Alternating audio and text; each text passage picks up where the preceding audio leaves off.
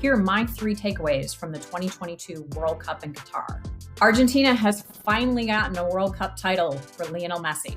Well, Messi has finally gotten a World Cup title for Argentina too, but you know what I mean. If you are a soccer fan, you are a Lionel Messi fan. I'm sorry, that's just the way that works. And the World Cup was the one title that was missing from his glittering resume, and now he has it.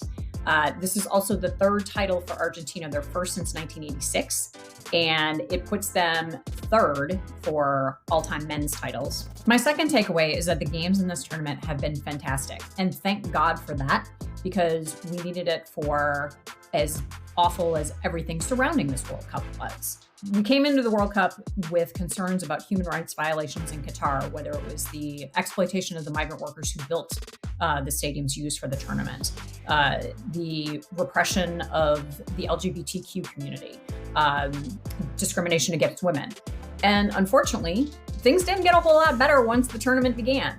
And women are treated as second-class citizens. We had separate security lines at the media center and at some stadiums, because God forbid we should go through the same security lines as men. So again, fantastic that the games were as good as they were, because it didn't take away the bad taste from this tournament, but it at least gave something redeeming about this tournament in Qatar. My third takeaway is that it was fun to have all of the games accessible. You could go to 4 games in one day if you were really determined to do that.